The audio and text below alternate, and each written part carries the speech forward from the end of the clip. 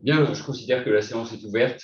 Bienvenue à tous à ce webinaire table ronde digitale, avec pour objet comment simplifier vos processus grâce à l'exploitation de la data.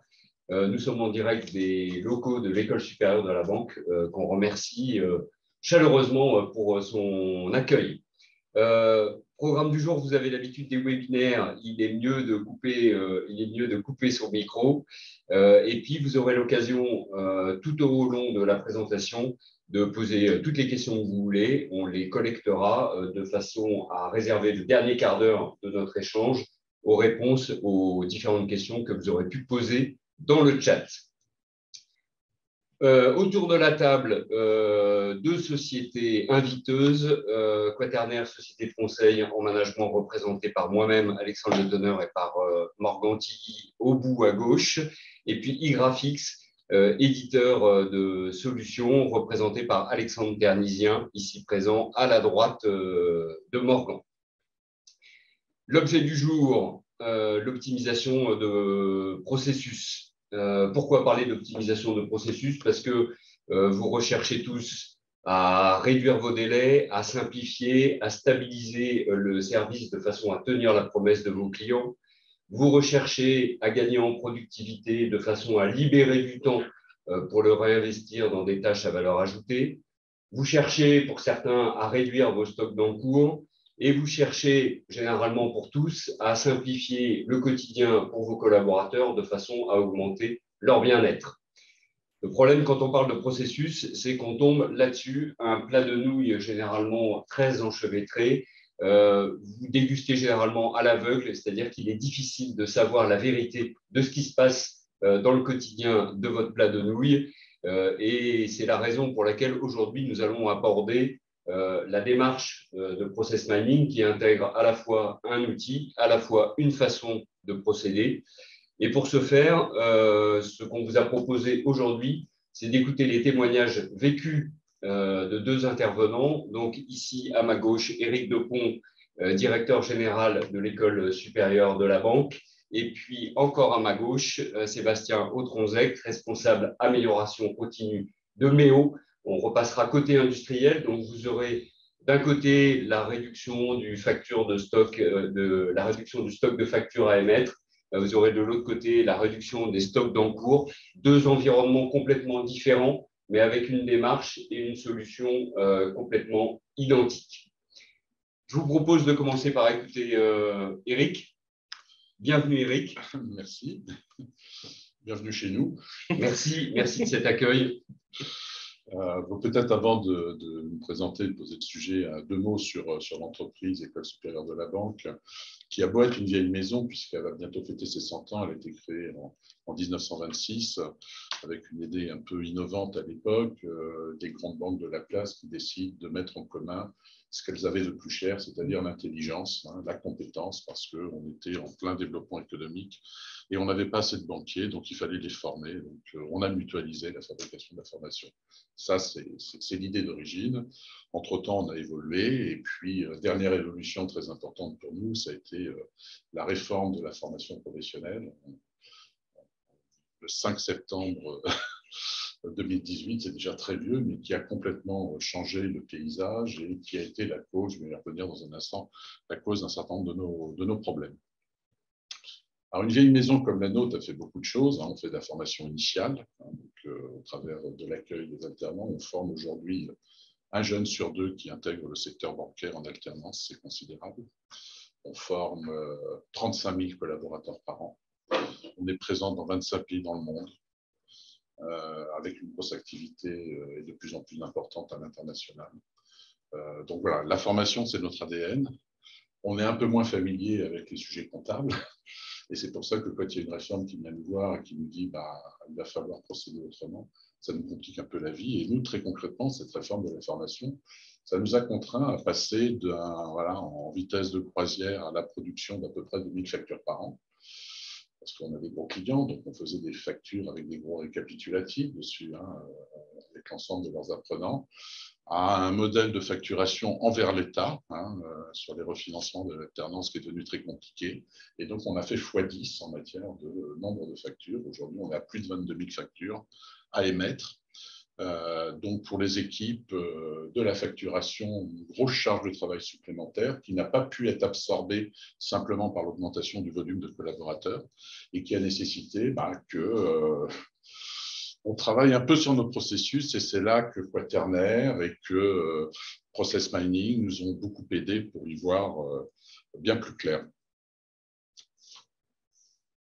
Peut-être encore un mot pour présenter l'entreprise avant de rentrer véritablement dans le système. Cette facturation, ce n'est pas un problème de comptabilité. C'est un sujet qui va du bon de commande jusqu'à la facturation, en passant par les étapes intermédiaires administratifs, et puis au final le recouvrement. Alors, les banquiers sont des bons payeurs, donc on n'a pas beaucoup de contentieux.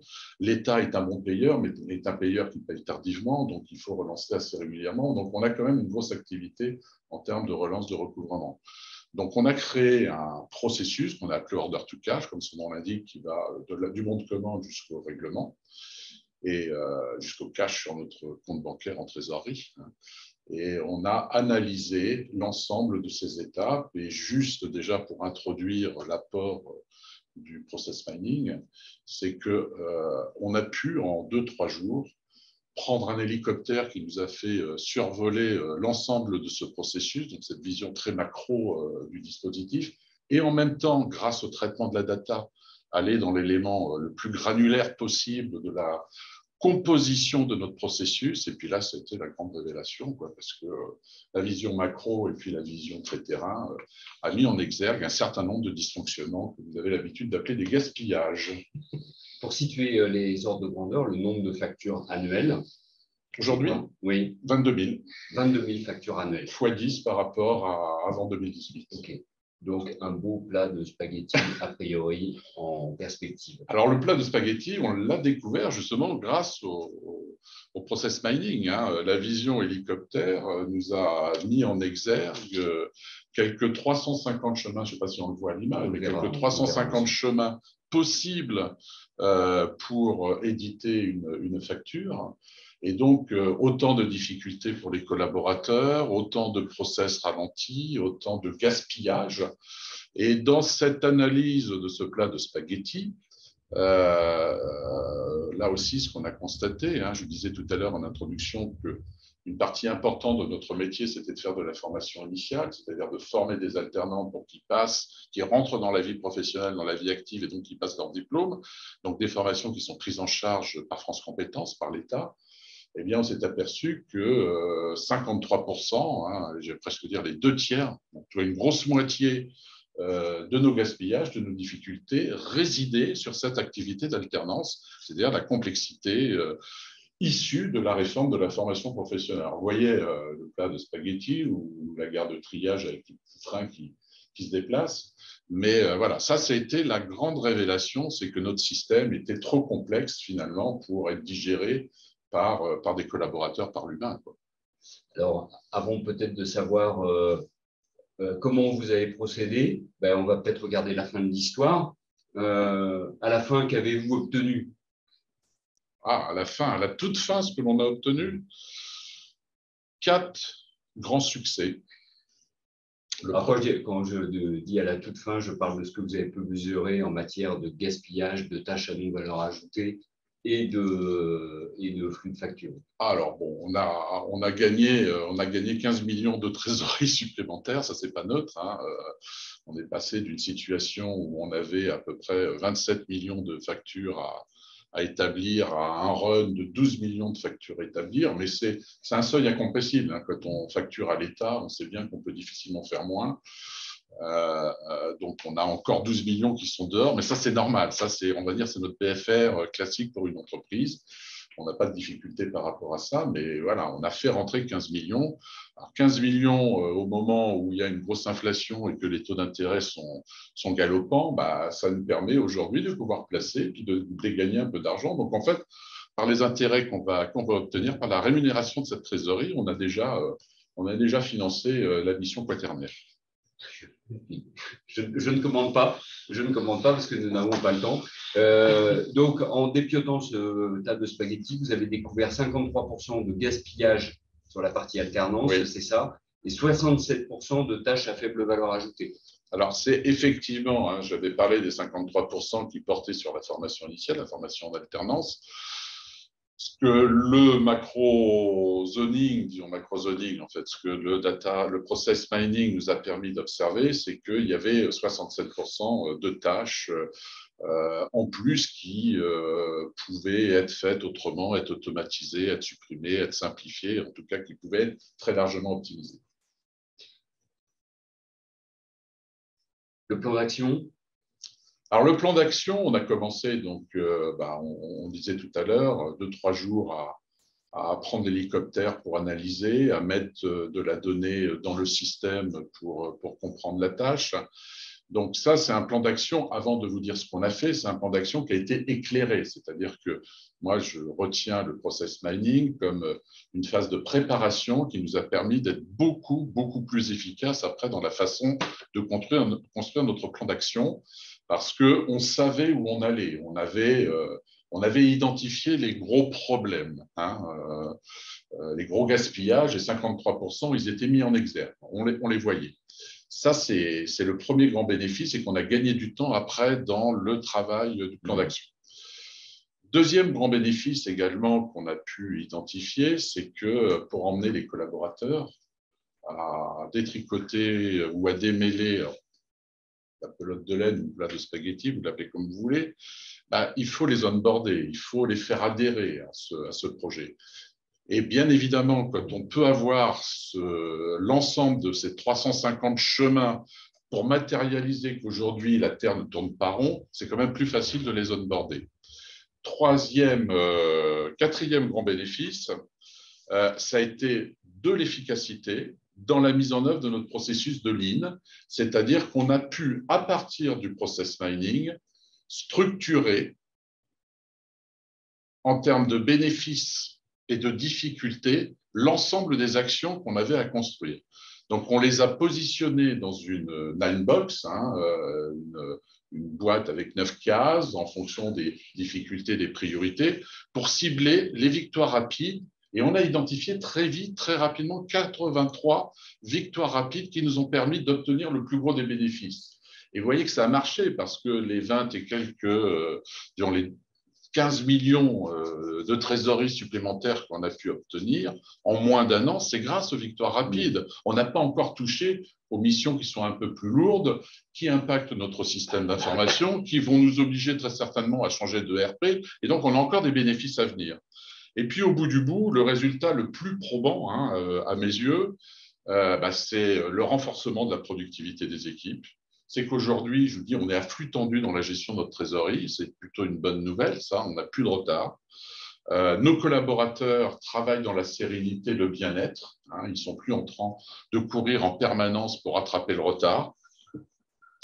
On a des clients qui sont heureux, qui sont satisfaits. On a mis en place un NPS dans l'entreprise et on est fiers. Dans le secteur bancaire, c'est même exemplaire d'afficher un NPS de 30.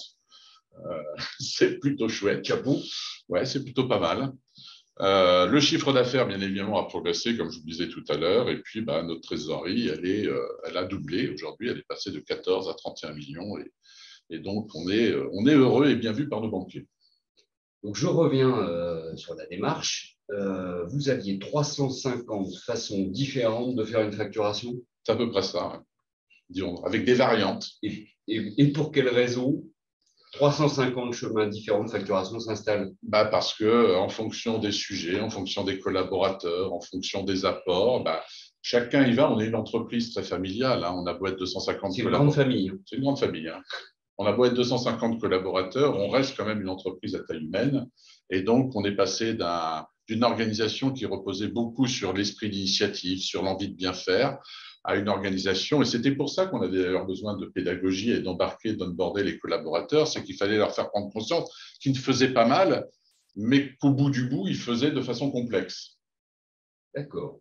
Donc, vous aviez un process de facturation qui était en moyenne de 1 mois et 2 semaines, c'est ça? Oui. Et en fait, la réalité, c'était 2 semaines et 5 jours? Alors, c'est difficile, oui, c'est bien évidemment, si on fait la moyenne des moyennes des moyennes, on arrive à ce résultat-là, mais on voit bien qu'entre facturer à l'État un alternant qui va passer un BTS et dont la facturation va étaler sur 2 ans, et puis une entreprise qui nous commande une formation qualifiante, on la dispense, on facture le soir même, on est payé le lendemain. Voilà, les moyennes sont toujours difficiles, mais quand on fait parler les chiffres, on arrive à cette amélioration-là.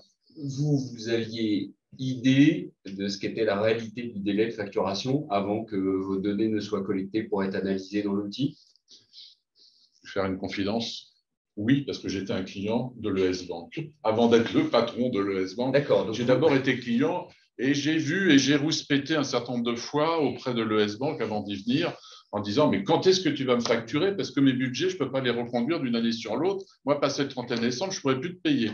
Donc oui, j'avais un peu conscience du problème. C'est pour ça d'ailleurs que j'en avais fait une action prioritaire à décortiquer. Dès mon arrivée, on a commencé à travailler sur l'amélioration de ce processus parce que j'étais convaincu d'une chose par contre, c'est que nos entreprises clientes qui fonctionnent par budget, et en matière de formation, les budgets ne sont pas extensibles. Si on ne facture pas dans l'exercice de la réalisation de la formation et qu'on facture l'exercice suivant, c'est au détriment du business que vous nous confiez l'exercice suivant. Donc, les clients connaissent mieux les délais de facturation de l'ES Bank que l'ES Bank elle-même. Ça, c'était au départ. À l'époque. Ce n'est plus le cas aujourd'hui. À l'époque. Donc, une démarche rapide. Ça vous a pris combien de temps? Process mining? Oui. 3 jours. OK. 3 jours. Et globalement, sur une mission, après, comme je vous le disais, elle a été suivie par un process de lead management, d'analyse complète du processus avec une personne, mais on a grillé les étapes sur tout le reste. Hein, les 3 jours de process mining, c'est globalement un bon mois d'économie dans la démarche de conduite de la transformation. OK. Bon, je pense que tout à l'heure, nous avons hâte que Morgan et Alexandre nous expliquent comment, en 3 jours, on peut connaître le délai et le nombre de chemins de facturation différents. Donc, ça fait partie du teasing de la présentation. À la fin, vous saurez quelle magie fait que ça marche. Autre point sur le retour d'expérience, commentaire. Ce sera à refaire. Ça sera à refaire. On fait exactement la même chose. Et puis, je dirais même que j'avais demandé un accompagnement à Quaternaire sur le lean management. Finalement, si j'avais été pressé, le process mining de 3 jours m'aurait permis de couvrir 60 ou 70% finalement des améliorations qu'on a pu apporter. Donc, pour celui qui est très pressé, qui n'a pas le temps de dérouler un process complet, moi, j'encourage le process mining. Demain, je ferai avec ou sans lean management du process mining parce que je suis devenu un adepte. Bon, donc ravi que ça vous ait convaincu. Dans le délai, il y a quand même un point que vous avez évoqué, hein, c'est l'embarquement des équipes. Oui. L'une des raisons de votre succès, c'est la capacité que vous avez eue à embarquer les équipes dans la mise en œuvre. Et malheureusement, ça prend toujours un petit peu plus de temps que de plugger l'outil. Ça prend du temps, mais c'était facilité, je répète, c'était facilité par l'outil. Quand on présente un négatif à ses collaborateurs et on leur dit, on ne remet pas en cause ton travail, on ne remet pas en cause ta façon de travailler, mais regarde, ça c'est le schéma de notre processus. Ils se disent, ah oui, effectivement, on comprend pourquoi c'est compliqué et pourquoi un jeune, un nouveau collègue qui nous rejoint, il va passer un temps astronomique à comprendre comment on fonctionne. Donc, on a pu mobiliser, on a pu faire prendre conscience, donner du sens et donc embarquer les collaborateurs beaucoup plus facilement pour démêler cette pelote qui était pleine de nœuds. Merci pour le témoignage, Eric. Donc, on vous a embarqué dans l'univers de la facturation, dans l'univers de la formation. Je vais vous proposer de changer complètement d'univers et de région. On part en Vendée, à Cugan, c'est ça, avec Sébastien. Sébastien nous amène dans le monde de la menuiserie industrielle. Allons-y. C'est parti. Méo, racontez-nous Sébastien Méo. Eh bien, je vais vous raconter Méo. Alors du coup, Sébastien Tronzec, enchanté de vous avoir avec nous. Je suis responsable méthode et amélioration continue actuellement moi, chez Méo. Alors Méo, c'est une entreprise du groupe Liebo déjà. Groupe Liebo qui est le premier fabricant français de fenêtres et de façades, qui comprend notamment la marque K-Line, hein, qui est bien connue du grand public. En tout, on est 12 entreprises, 3000 collaborateurs en France et à l'étranger. Et du coup, Méo est le fabricant pour le groupe Liebo de menuiseries dites mixtes.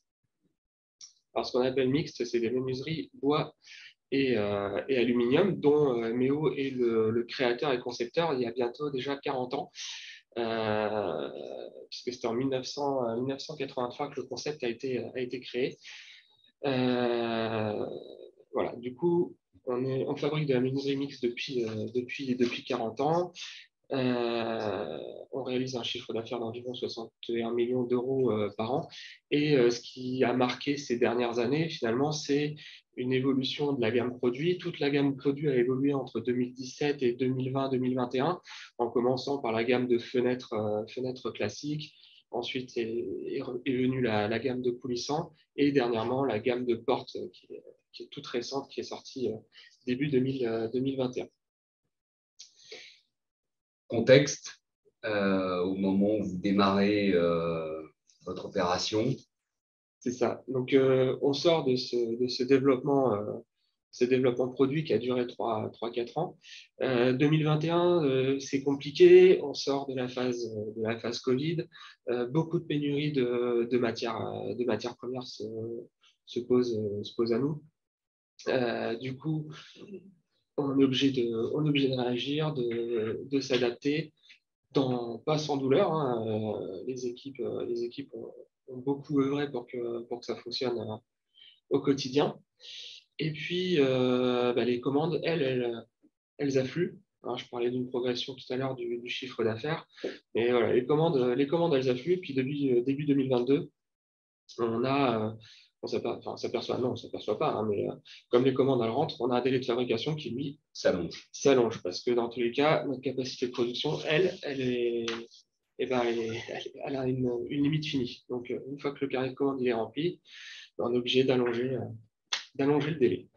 Ce qui fait que le taux de service, pour nous, il s'est dégradé malgré un niveau de vente qui, lui, a progressé. Du coup, ce qu'on s'est dit, et ce que moi, personnellement, je me suis dit, c'est qu'on avait besoin d'une vision de la supply chain de l'entreprise qui soit pertinente. C'est là qu'on a commencé à discuter avec Quaternaire et Morgan notamment. Et en fait, le truc, c'est que moi, je ne suis pas issu de la supply chain. Je connais pas beaucoup la supply chain et j'avais besoin de donner de la vision à mes collègues et mes collaborateurs et d'avoir un accompagnement sur ce sujet-là. D'où l'idée de faire appel à Quaternaire, qui nous a proposé bien gentiment le process mining. Moi qui suis issu de l'amélioration continue, je connaissais l'aspect process, intelligence du process, on appelle ça en amélioration continue la VSM, Value Stream Mapping, cartographie de la chaîne de valeur, qui est souvent un peu compliqué à mettre en œuvre. Il faut aller piocher dans des données, tout parcourir. C'est très chronophage, ça prend énormément de temps. Je l'ai personnellement réalisé pour Méo et un jour, Morgan est arrivé en disant voilà la magie du process mining. Et, un peu à l'image de ce que présentait Eric juste avant. Voilà, c'est quasiment en 3 jours, hop, on appuie sur le bouton et puis le plat spaghetti apparaît. Alors, on va voir le plat de spaghetti, au même titre que je demandais à Eric le nombre de factures pour situer des ordres de grandeur. On parle combien chez Méo de références de produits en sortie ou combien de références en appro? Alors, grosso modo, on sort 67 000 menuiseries par an, c'est-à-dire 67 000 façon de faire une menuiserie, puisque chaque menuiserie est unique. On fabrique pas de série. On ne fabrique aucune série. Chaque pièce est unique. Hein. Évidemment, industriellement, elle est unique, mais voilà, il y a 67 000 façons de faire une fenêtre chaque année. Donc, les spécialistes de supply chain qui nous écoutent sauront se rendre compte dans quel contexte on est. Alors, plat de spaghetti. Voilà, beau plat de spaghetti. Hein, énorme. Comme, voilà, c'est l'exemple même de 67 000 menuiseries. Voilà, on est sur un plat de spaghetti qui est assez indigeste, hein, difficile à terminer. On s'est penché vraiment sur ce sujet-là. Alors, ce qui est ressorti, hein, des enjeux à, à mettre en avant dans nos plans d'action, c'était avant tout d'améliorer le taux de service. Ça reste le nerf de la guerre, surtout d'un point de vue image auprès des clients. Le taux de service est extrêmement important. Un client bien servi est évidemment un client satisfait qui recommandera et qui reviendra vers nous. Deuxième chose, voilà, quand on voit le plat de spaghetti, ce qui ressort, c'est qu'il faut qu'on arrive à optimiser nos flux. Ça, c'est le deuxième enjeu. Et un troisième enjeu qui est moins visible dans le plat de spaghetti, mais qui est vrai quand même à l'échelle de l'organisation MEO, c'est une refonte vraiment de l'organisation, et notamment sur la partie supply chain, qui va de la partie achat jusqu'à la partie livraison. Là, pareil, le plat de spaghetti, il apparaît sous vos yeux en 3 jours. Alors, il est un peu plus compliqué à faire apparaître pour nous parce que on est issu voilà, d'une industrie qui manque un peu de modernité, on va dire. Et la donnée, elle est pas facile à aller chercher.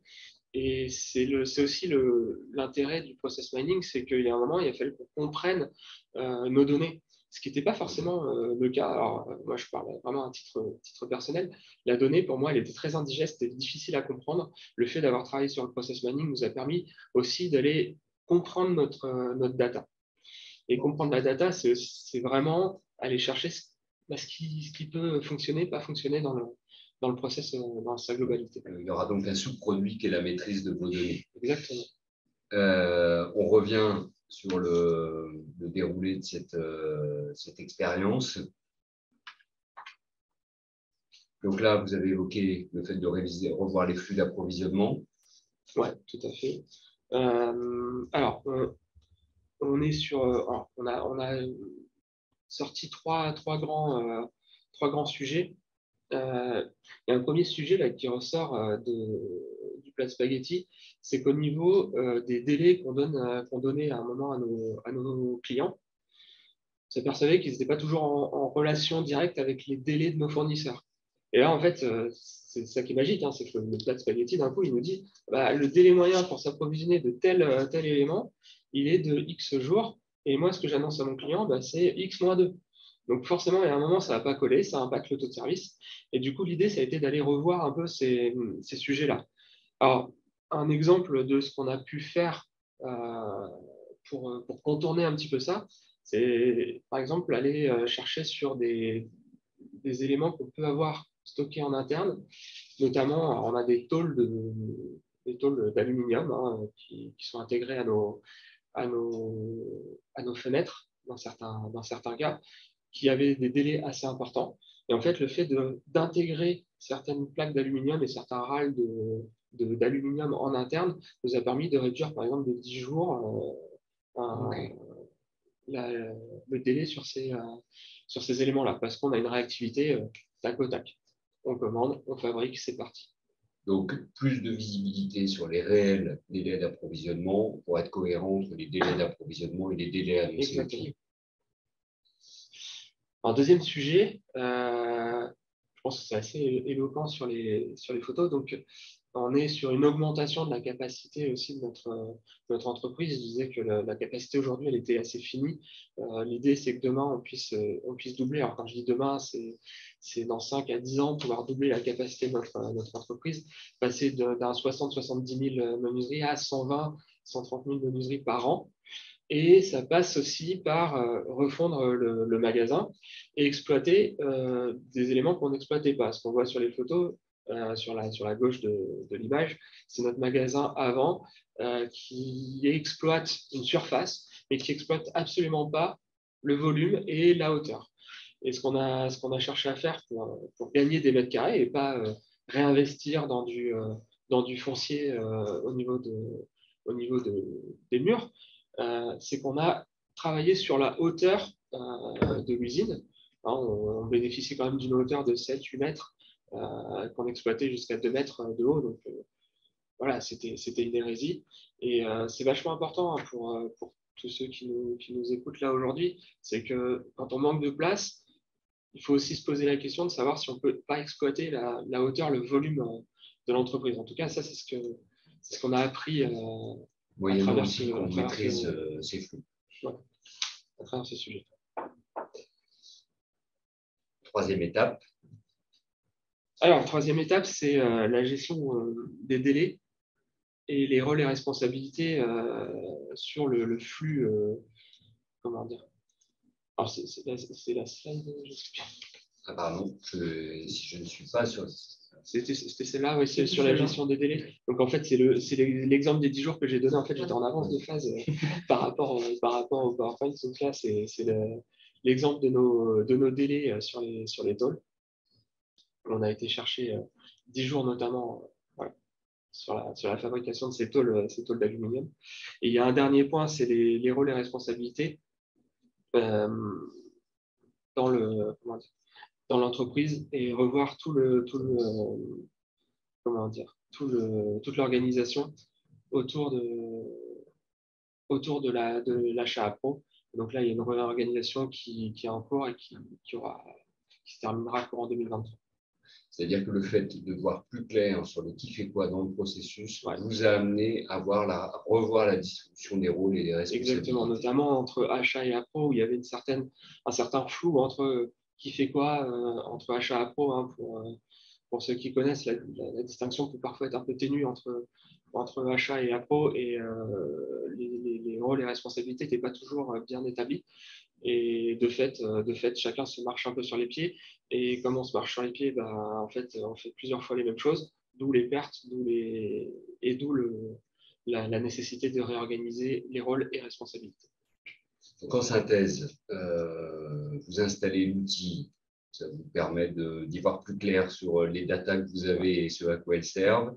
Vous faites apparaître le plat de spaghetti. Exactement. Vous constatez qu'il y a une incohérence entre les réels délais d'approvisionnement et les délais qui sont proposés aux clients. Vous constatez qu'il y a de la redondance ou du chevauchement entre ce qui est fait entre les appros et les achats. Vous en profitez pour revoir les modalités de stockage et de gagner du mètre carré. Et puis, concrètement, dans ce que je comprends, à certains endroits du processus, vous identifiez des sources de réduction des délais qui vous font gagner 10 jours sur la fabrication. Exactement. Ça résume l'histoire. C'est exactement ça. Les clients sont contents? Les clients sont contents, ils commandent toujours autant. Bon. En synthèse de cette expérience, il fallait dire 3-4 mots. Juste 3-4 mots, moi, ça m'a beaucoup aidé à changer ma vision hein, sur le process d'entreprise. Aujourd'hui, ce process mining, c'est un outil que j'ai réutilisé hein, sur d'autres sujets, notamment sur la gestion de nos SAV, qui est un sujet qui est en cours chez nous. Donc, voilà, du coup, c'est un outil que je souhaite pouvoir continuer à utiliser au sein de l'entreprise, pouvoir progresser avec cet outil, trouver d'autres sources de gains, de la même manière qu'on cherche des gains avec une VSM. Là, voilà, on est maintenant en mode, on sait comment utiliser notre data, on sait ce qu'elle dit, on sait mettre la data dans le process mining, et on appuie sur le bouton et en quelques minutes, on a une vision de ce qu'on veut voir. Après, voilà, il faut aussi l'intelligence d'aller chercher dans le process mining. Et là, c'est tout l'intérêt de l'accompagnement aussi de Quaternaire sur ce sujet. Bon, visiblement, vous aimez le process mining. Merci pour ce témoignage et la clarté de la méthode et des résultats. On a vu deux environnements fondamentalement différents. De l'order to cash avec de la facturation de formation, des flux d'approvisionnement sur des composants d'éléments de menuiserie industrielle. Et on se pose forcément une question à l'issue, c'est comment est-ce possible d'avoir un même outil qui travaille sur deux objets si différents? Et puis la question que normalement vous posez tous, mais comment ça marche? Donc, pour vous expliquer comment ça marche, je vais laisser la parole à Alexandre Carnisien et à Morgan Tilly. Dites-nous comment ça peut être aussi magique. Alors oui, c'est magique. La démarche, c'est l'alliance entre l'embarquement terrain des équipes qui font le service ou le produit pour se dire j'ai envie de changer quelque chose parce qu'on a détecté qu'il y avait une problématique, alliée à une plateforme directement accessible sur le web qui permet d'aller faire parler la donnée qu'on a tous dans nos organisations pour dire en fait, ça se passe comme ça, votre processus. Alors, effectivement, on parle de magie, c'est pas tout à fait ça. On arrive à établir effectivement ce rayon X, ce diagnostic de l'état de santé de l'ensemble des activités de l'entreprise. Et pour ça, comment ça marche? En fait, tout simplement, ça va être de l'analyse, du calcul de données. Dans le jargon, ces données, on les appelle des logs. Elles contiennent des informations assez précieuses, par exemple sur la durée d'une activité, le coût de l'activité. Et on a de la chance de vivre au XXIe siècle. La plupart des activités qui sont exécutées par nos collaborateurs, elles sont enregistrées dans des systèmes d'information, dans des outils métiers. Donc, avec, par exemple, une démarche d'accompagnement, on va pouvoir venir récupérer ces informations qui sont pertinentes, les ingérer dans notre algorithme de process mining, qui est une solution en cloud, avec donc, ces données qui sont très pertinentes, à savoir un numéro de log, un eurodatage pour déterminer la durée, et puis le nom de l'activité pour qu'on puisse le représenter graphiquement derrière, directement dans la solution. Donc, je récupère le fichier des logs, je le rentre dans la machine et ça donne le plat de spaghetti. Voilà, c'est une façon de faire. C'est ce qu'on appelle l'ingestion à plat des données et vous avez aussi la possibilité de l'automatiser pour pouvoir faire des analyses en continu, en temps réel. Mais c'est une autre démarche qu'on ne va peut-être pas forcément détailler maintenant. OK. Alors au départ, il faut cartographier pour avoir ce fameux plat de spaghetti qui va nous rester ce matin. C'est d'aller chercher dans un premier temps les données. Et là, les données, elles sont un peu partout dans l'entreprise. Ça peut être un bout de tableau Excel de quelqu'un qui va remplir de la donnée tous les jours, qui est arrivé dans nos exemples, allié avec un outil métier qui a été fabriqué par la structure, ce qui est aussi arrivé dans nos expériences, et puis un autre outil du marché. En fait, on va aller recoller et aller chercher les données là où elles sont, par la rencontre terrain, par la rencontre du manager. Ce n'est pas forcément la DSI qui nous donne la donnée d'ailleurs, c'est l'expérience qu'on a pu avoir souvent, c'est le manager qui va avoir sa donnée qualité, sa donnée facturation. Ce qu'on va aller chercher, c'est en effet, comme dit Alexandre, un début, une fin. En fait, le minimum, c'est d'aller trouver le début d'une action, la fin d'une action et qui l'a fait. Tout ce qu'on aura en plus, ce sera encore plus magique parce qu'on pourra dire sur tel produit, ça se passe comme ça, sur tel client, ça se passe comme ça, en fonction de nos différences d'organisation. Regardez. Donc voilà ce qu'on va aller chercher. Donc, vous pouvez agglomérer des données issues de systèmes d'information différents, on va dire, d'applications différentes, de sources différentes. Pour avoir la photo du processus complet qui, souvent, dans nos organisations, est transverse et donc multi-outils, multi-métiers. Complément, Alexandre? Oui, alors ce qu'on voyait à l'écran juste avant, on ne va peut-être pas repasser dessus, mais c'était effectivement cette ingestion de données. On a pu récupérer les 3 données importantes et puis ajouter une dimension de coût. Là, on est sur un processus procure-to-pay, donc un processus d'achat. Là, on a l'indexation des données, le calcul en temps réel. Donc, on peut voir sur la solution que c'est assez rapide. Roulement de tambour, ça prend quand même quelques petites minutes parce que là, on vient analyser plus de 9000 cas. Donc, ça peut prendre… Là, c'est 9000 logs pour le coup. 9000 logs, oui, tout à fait. 9000 logs. Et tout de suite, on va avoir une représentation graphique, visuelle de la durée. On va pouvoir filtrer ensuite en fonction du type d'activité, des variantes qu'on cherche à analyser. Et donc, avoir cette représentation graphique du processus réel tel qu'il est exécuté dans la réalité et ces différentes façons de faire. D'accord. Donc, vous voyez apparaître le nombre de variantes, le pourcentage d'utilisation de chacune des variantes.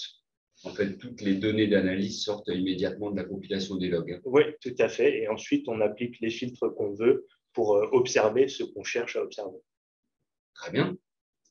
Que se passe-t-il ensuite? Donc, on a notre carto. Donc, soit elle ressemble à un plat de spaghetti, ce qui est souvent le cas, soit elle est un peu plus recentrée sur un certain nombre de boîtes d'activités.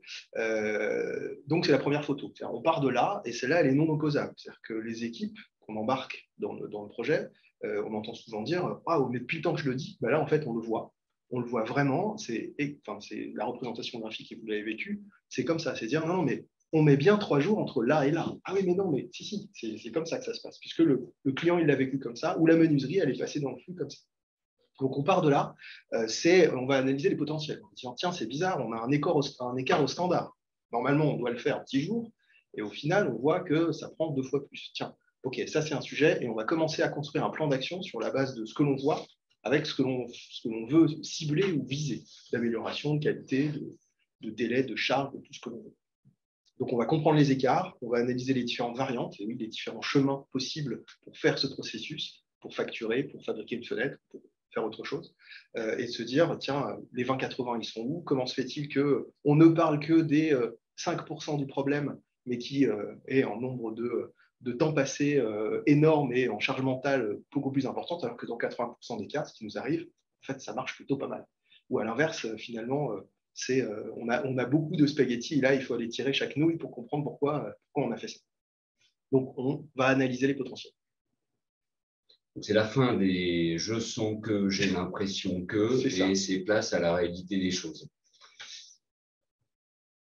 Que se passe-t-il ensuite? Donc, toujours dans cette démarche d'identification du potentiel d'amélioration, on va juste le voir graphiquement ici dans la solution. On avait notre représentation sous forme de diagramme et on voit que la solution met en évidence en fait des chemins sur lesquels on peut identifier du gaspillage. Donc, c'est toutes ces lignes qui sont en gras où on constate une répétition, une boucle. On peut le représenter un peu différemment. Et là, on va voir qu'effectivement, dans 40% des cas, on a cette activité de traitement, je crois, de la facture. C'est un peu petit, on ne peut pas le détailler tout à fait. Mais dans 40% des cas, il y a une boucle. L'activité va devoir se répéter et être enclenchée à nouveau. Donc, c'est évidemment une perte de temps assez importante et ça va être un potentiel d'amélioration qu'on identifie tout de suite et sur lequel on va pouvoir apporter des mesures pour corriger. Il y a une autre façon de représenter les choses aussi. Là, c'est par rapport au coût. On voit en fait les activités plus ou moins foncées, ce qui représente plus ou moins de coûts d'activité. Donc, c'est peut-être aussi une donnée intéressante sur laquelle on va vouloir se pencher pour apporter également des corrections. Merci Alexandre. On passe à la définition du processus cible. Oui, alors comme disait Eric tout à l'heure, ce qui est important, c'est d'embarquer une équipe projet. C'est-à-dire que l'outil tout seul fait une carto, mais d'avoir des gens autour pour dire « Ah oui, mais ça, c'est pour ça, expliquer pourquoi et embarquer un groupe projet sur maintenant, on va faire bouger les lignes ». Ça peut se faire en percéline, ça peut se faire en hackathon, ça peut se faire dans tout un tas de types d'ateliers où on va embarquer les gens du métier qui, après avoir passé le côté un peu magique de dire « Waouh, mais en fait, c'est exactement ce que je vis, ce que je vois écrit sur la plateforme », se dit bah, « Maintenant, on va pouvoir changer les choses et refaire peut-être une photo un peu plus tard, voir si ce qu'on va faire bouger, effectivement, si on refaisait une photo demain matin, Eric, on pourrait se rendre compte de ce que vous avez mis en avant tout à l'heure avec cette cartographie. » Donc, on va embarquer l'équipe sur du plan d'action et puis on va pouvoir, et c'est ça qui est important parce que souvent dans les démarches qu'on peut engager, on a difficulté à chiffrer. En disant, mais si je fais ça, combien de temps je vais gagner, combien de sous, combien de charges, quel réemploi de la charge dégagée. Enfin, voilà. Donc, on va rentrer dans un plan d'action chiffré. C'est un peu vos victoires rapides de dire, j'ai été chercher 80% des gains dans les quelques victoires rapides qu'on a pu mettre en exergue. Et pour s'aider à définir ce plan d'action, ce qu'on peut faire, alors on parlait de gaspillage, de boucles, de goulot d'étranglement, etc. Mais ce qu'on peut voir dans la solution aussi, c'est évidemment les meilleures pratiques. Donc en appliquant des filtres, la meilleure pratique, ça va être en termes de durée, par exemple, de coût, quelle activité coûte la moins chère et la plus rapide. Et ce qu'on va vouloir en faire, c'est notre pratique standard. Donc, ce qui est intéressant de faire, c'est de l'observer, d'identifier la bonne pratique, et puis derrière, par exemple, de pouvoir l'exporter au format BPMN, le langage standard des processus, et soumettre ce processus standardisé, du coup, aux équipes métiers qui vont pouvoir en discuter, redéfinir ce processus cible, éventuellement apporter des modifications. Il y a des possibilités aussi de le simuler, de tester différents scénarios, et ensuite, en fonction du scénario qui est le plus intéressant pour l'entreprise, de pouvoir le mettre en place et le partager auprès de l'ensemble des collaborateurs. Les activités qui ne font pas l'objet de log, qui ne sont pas informatisées, comment sont-elles intégrées? À un moment, on va pouvoir perdre le signal dans le processus. Je pense à des processus où à un moment, il y a peut-être de la relation commerciale sans outils plus que ça. On va perdre le signal à un moment et on va le retrouver plus tard dans le processus. Donc, cette analyse-là, il va falloir qu'on aille la voir sur le terrain en vrai, parce que pour le coup, là, les logs, on les a plus. Donc, on peut, et ça arrive très souvent, des pertes de signal sur la chaîne du processus est arrivé, où là, on va aller voir l'équipe, les personnes qui font, en disant, tiens, ici, ce client-là, je perds son signal et je le retrouve ici. Qu'est-ce qui se passe dans cette durée-là? Et c'est les patchs qu'on va pouvoir rajouter où à un moment, on n'a pas de données partout. Et heureusement d'ailleurs, peut-être. Et donc, on va aller concrètement voir sur le terrain pour se forger la conviction. Donc, il est bien nécessaire à la fois de s'appuyer sur la puissance de la donnée et quand elle existe, et en même temps quand elle existe, et en même temps sur la puissance de l'observation quand la donnée n'existe pas. Tout à fait. Définition du processus cible. Alors, je l'évoquais en fait tout à l'heure sur la slide précédente. Là, ce qu'on a fait à l'image, c'est d'identifier à partir de filtres quel a été le processus. En l'occurrence, on va le voir par durée. Quelle a été l'exécution, la variante du processus la plus courte. Et donc, tout simplement récupérer cette façon de faire. On peut passer, on ne va pas forcément passer du temps dessus, mais vous montrer comment l'exporter dans un format qui soit partageable, le BPMN, et du coup retravailler dessus avec les métiers.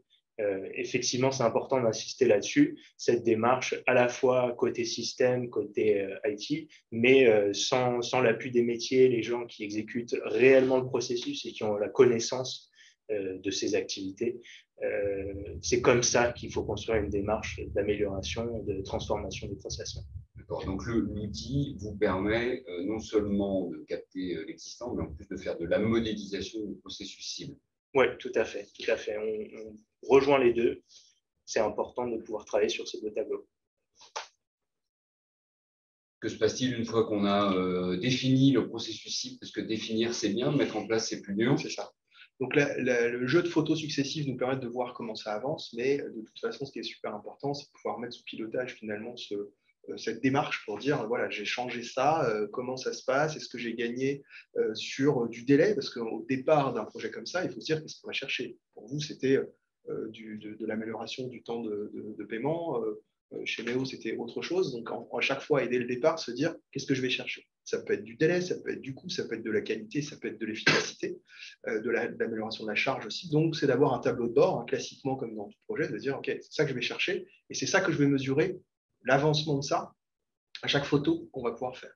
Et puis après, la magie peut encore aller un peu plus loin, c'est de se dire, une fois que je fais des photos successives, ce qui serait bien, c'est d'avoir un film et de brancher ce qu'on est allé chercher, un bout d'Excel, un bout d'outil métier, brancher directement l'outil au système métier, d'aller récupérer l'information presque en temps réel pour aller sur du prédictif en disant, on l'évoque, c'est de se dire, tiens, mais si j'ai ce problème-là de délai chez mon fournisseur, je sais que je vais avoir un problème dans 15 jours sur telle unité de fabrication. Et ça, c'est la magie d'après. Mais il faut être passé par la compréhension de la donnée, aller la chercher, comprendre où elle est, pour pouvoir se dire après, je peux brancher et être un peu encore plus proche du terrain. Alors, tout ce que vous avez évoqué va faire le lien avec un certain nombre de questions qui ont été posées. On avait pris l'engagement de prendre le dernier quart d'heure. Les questions sont arrivées par différents canaux, avant, après, pendant. Allez, il y en a 2 ou 3 qui reviennent plus souvent. La première, c'est faut-il installer un logiciel sur le PC? Absolument pas. On parle d'une solution cloud, donc pas d'installation de logiciel, pas de on-premise comme on aime le dire. C'est tout simplement un login, un mot de passe pour accéder sur le web depuis votre navigateur à la solution. Ok, donc ça va clarifier des choses pour un certain nombre de personnes. La deuxième question qui vient tout le temps après, c'est ça prend combien de temps? Parce que c'est magique, mais en plus c'est rapide. Ça prend un certain temps. D'aller chercher de la donnée, d'appuyer sur le bouton, ça peut prendre 3 jours. L'analyse, en revanche, le fait d'embarquer les équipes, le fait d'aller chercher aussi la donnée aux bons endroits, la reformater pour qu'elle rentre dans l'outil, ça peut être un peu plus long. Donc, on peut dire qu'on peut être entre 15 jours et 1 mois pour avoir une sorte de plan d'action ou quelque chose comme ça et des équipes motivées pour pouvoir le lancer. Je pense que c'est la bonne maille. Mais en effet, le fait j'ai la donnée propre, j'appuie sur le bouton, je commence à comprendre ce qui se passe dans mon plat de nouilles ou de spaghettis, oui, ça peut être quelques jours, en effet. C'est la démarche qui est importante parce qu'on peut aussi se dire, c'est un peu Big Brother. En fait, on va analyser mes données, et donc il y a aussi un temps de préparation des équipes, des managers, de comprendre pourquoi on le fait, qu'est-ce qu'on va chercher. Et ça, c'est un peu de temps et c'est normal. Okay, donc, avoir les données, c'est relativement rapide. Analyser les données, ça demande un petit peu plus de temps et surtout, ça demande d'embarquer du monde. Et puis, reste toujours le sujet de la mise en œuvre. Mais comme je l'ai entendu dire, l'avantage de l'outil, c'est que le temps qu'on perdait à consolider l'analyse de l'existant, on peut le réinvestir dans l'ancrage de la mise en œuvre. C'est-à-dire qu'on part du factuel, ça se passe comme ça. Ça se passe peut-être comme ça. Donc, quand on sait exactement, quand on a une carto fidèle, on gagne du temps sur la mise en œuvre du plan d'action parce qu'on sait ce qu'on va chercher. On me demande si ça marche aussi avec SAP. Oui, tout à fait. Ça marche aussi avec Oui, SAP. bien sûr. Ça marche avec tout. Ça marche avec tout, que ce soit un ERP, un CRM, un outil métier, une facturation, etc. Du moment qu'il y a de la donnée exploitable, avec les 3 informations que je listais tout à l'heure, donc le nom du case ID, l'eurodatage et le nom de l'activité, on peut faire une analyse. Si je peux rebondir sur ce qui a été dit, c'est que dans l'exemple Méo, on a été pioché dans 2 systèmes différents qui se sont interconnectés pour donner de la data. Qui se sont interconnectés dans un tableau Excel. Parce que dans un tableau Excel. Ce que l'on donne à manger à la machine, c'est bien un tableau Excel. Donc, à partir du moment où vous avez la donnée dans un tableur, ça fonctionne. Donc, c'est interconnecté sur un réceptacle qui est Excel. D'accord. Donc, il n'y a pas de perméabilité entre le process mining et l'application métier qu'on utilise. Alors, on me demande à partir de quelles caractéristiques de processus la démarche devient pertinente. Autrement dit, quels sont les éléments qui me permettent de dire que ça vaut le coup de mettre en place le process mining? Morgan, Alexandre. Moi, j'aurais un mot-clé qui est transverse, parce que souvent, là où on a du mal à voir comment ça se passe, c'est quand ça transperce, c'est transverse entre différentes directions, différentes organisations et différents outils. Donc déjà, dans le choix, on sait que c'est souvent à ces endroits-là qu'on trouve des choses intéressantes. Après, c'est quel indicateur on choisit. Est-ce que c'est du délai? Est-ce que c'est de la performance d'action? Est-ce que, c'est vraiment bien identifier ce que l'on cherche au départ. Le piège pourrait être de se dire c'est magique et c'est tellement magique que je regarde tout, puis je ne verrai pas grand-chose. En fait. Donc, et c'est ce travail au départ, et ce qu'on a fait ensemble, c'est d'aller se dire où est-ce que j'ai mal. Aller chercher le stéthoscope pour dire à quel endroit ça fait mal, c'est d'abord est-ce qu'on sait déjà à peu près où ça se trouve. Je pense que l'exemple d'Eric tout à l'heure était vraiment parlant par rapport à ça. En tant que client, il avait identifié un vrai pain point par rapport à la facturation.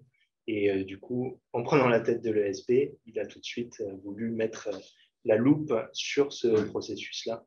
Et c'est ce qui a apporté des résultats très concrets. Donc, on peut répondre, il faut savoir ce qu'on cherche, déjà, pour savoir si le jeu en vaut la chandelle. Quand c'est transverse, qu'a priori le plat de spaghetti est plus complexe, on commence à penser que ça vaut le coup.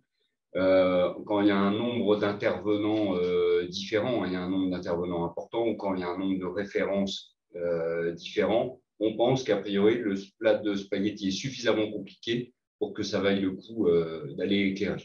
Il faut être très clair, le plat de spaghetti qu'on a obtenu, et dans le cas de Méo, on n'aurait jamais pu l'obtenir par des heures et des heures d'analyse de nos données. C'est impossible d'aller voir ce genre d'informations à ce niveau-là.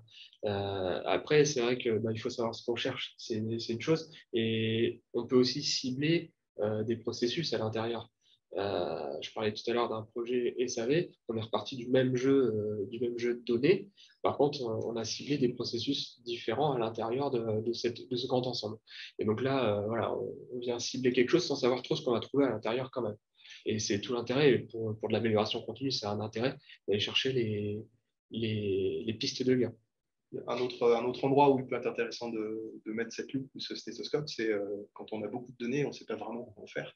Parce que du coup, ça peut nous dire, j'ai de la donnée, elle est exploitable, mais je ne sais pas trop quoi en faire aujourd'hui, je ne vois pas très clair. Je propose la question à Eric. Alors, ça a été un peu évoqué, mais c'est vrai que dans ce type de démarche, la question qui revient toujours, c'est que vont dire les collaborateurs? Ils vont se sentir fliqués. Parce que je vous confirme que là, on sait tout ce que vous faites. Comment ils ont réagi et comment vous avez fait pour qu'ils réagissent positivement? Non, pas du tout, parce qu'en fait, c'est en amont qu'on les associe à la démarche et qu'ils prennent conscience justement du plat de spaghetti. Après, la vie est beaucoup plus simple parce que justement, c'est le prétexte pour rendre la vie derrière beaucoup plus facile. Alors, Morgane le disait tout à l'heure, en tout cas, c'est comme ça qu'on l'a intégré chez nous, c'est une démarche amont. une photographie de départ. On a associé les collaborateurs. Nous, on a fait effectivement une percéline. On s'est mis devant le brown paper. On a reconstruit le et les sous-processus qu'il y avait à l'intérieur. C'est les collaborateurs qui l'ont fait. Et voilà, on leur a donné pour mission de rendre le process le plus simple possible et qui corresponde à ce qu'ils maîtrisaient. Parce qu'aujourd'hui, on était dans un système qu'ils ne maîtrisaient pas. Donc, ils ne se sentent pas fliqués. Au contraire, ils se sentent bien diagnostiqués. On leur a apporté une aide considérable pour pouvoir fluidifier, simplifier leur quotidien. Donc, moi, j'ai la chance d'avoir des collaborateurs aujourd'hui qui étaient heureux, alors que dans mon équipe formation, juste avant, j'avais des collaborateurs, on peut se le dire, qui étaient en stress. Qui étaient en stress parce qu'ils ne savaient pas s'ils allaient trouver le temps dans leur journée de traiter l'ensemble des factures, de la charge de travail qu'ils avaient. Et là, aujourd'hui, sans augmenter les équipes, on travaille dans la sérénité, dans la tranquillité, dans la simplicité. Ils ne se sentent absolument pas fliqués. Et puis, de toute façon, aujourd'hui, le process mapping, il est débranché. On ne continue pas à analyser les logs et les flux. Voilà, on a trouvé, on est revenu à une situation normale. Ce qui fait lien avec une question quand vous parlez d'appli qui restent branchées. Alors, c'est un point qui a été un peu abordé par Morgan. Quelles sont vos expériences? Je pose la question à Alexandre de connexion à des données chaudes en permanence et comment fonctionne le prévisionnel d'activité? Alors, ça nécessite du coup une maturité, effectivement, d'avoir fait cette première étape d'audit, de diagnostic. Mais effectivement, dans une logique d'amélioration continue, on va vouloir analyser des données à chaud et donc automatiser cette ingestion pour avoir un flux en temps réel en fait, d'informations. Donc, ça se fait très bien aujourd'hui. On a les connecteurs pour automatiser cette démarche. Ça demande, je sais pas, un jour d'accompagnement dépendant du système, simplement pour configurer cette automatisation.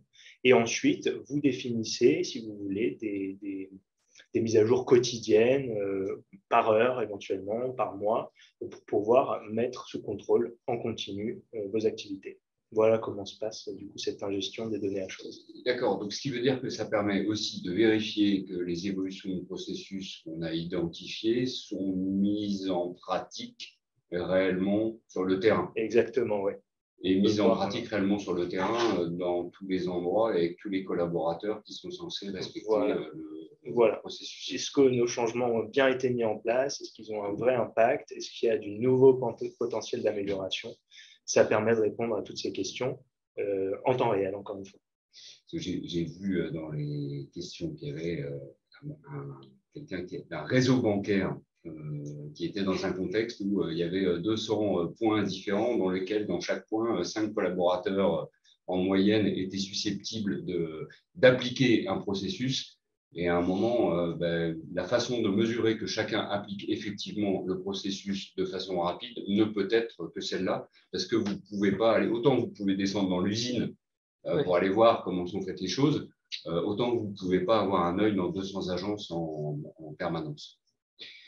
Je crois qu'on arrive au terme. Allez, je m'en permets une dernière. Finalement, est-ce que les possibilités sont les mêmes qu'avec une Google plateforme et un data lake? Je vais laisser la question à Alexandre, en espérant qu'il ait mieux compris la question que moi. Alors, la question est finalement, est-ce que les possibilités sont les mêmes qu'avec une Google plateforme et un data lake? Oui, j'avoue que je n'ai pas la connaissance de ce qu'est une Google plateforme. Si quelqu'un s'y connaît là-dedans, mais le data lake, et data lake. Est-ce qu'on fait référence à des outils de business intelligence, par exemple? Je pense, absolument. En fait, souvent, on a le terme de data lake qui est souvent utilisé pour avoir un espèce de puits de données. C'est-à-dire que souvent, on remonte les données dans un data lake et après, on va aller les chercher. L'expérience récente nous a montré que justement, quand on a déjà fait cette expérience-là d'aller les mettre proprement dans un endroit, ça va être plus simple que d'aller les chercher outil par outil. Donc, je pense que la question derrière ça, c'est de dire, est-ce que si j'ai les données, je peux aller les chercher? La réponse est oui, parce que pour le coup, on les sortira par Excel. Et on aura les modélisations, ce que ne fait pas une Google Plateforme et un data lake, qui est juste là pour stocker les données. Oui, donc les deux seraient complémentaires. C'est ma compréhension de la question. Très bien. Je suis ravi que vous ayez compris la question. Et je vous remercie d'autant plus d'y avoir répondu. Vous aurez vu au travers des réponses à ces questions la puissance qu'a l'alliance entre la solution qu'est le process mining et l'accompagnement par ceux qui ont l'habitude de faire parler les collaborateurs, les données et de mettre en œuvre les évolutions issues des analyses. Arrivons au terme de cet échange. Moi, je voudrais, alors comme on est à distance, on ne va pas pouvoir s'applaudir, mais moi, je voudrais remercier particulièrement Éric Depont et Sébastien Autronzec pour la préparation de leur témoignage. Merci d'avoir fait partie également des innovants qui mettent en place ce type de solutions et qui vont au bout. Merci à Éric de nous avoir accueillis dans ces locaux de l'École supérieure de la banque, dont nous serons les derniers à profiter puisque l'École supérieure de la banque déménage prochainement. Et puis, grand merci à Alexandre, à Morgan pour vos éclairages et différentes explications. Vous le voyez s'afficher sur votre écran. Si vous voulez en savoir plus, vous avez un numéro de téléphone et une adresse mail qui est la mienne pour le coup. Donc, je serai ravi de recevoir des messages de votre part. Je vous souhaite un excellent appétit, une excellente fin de journée et je vous dis à très bientôt pour un nouveau sujet. Au revoir.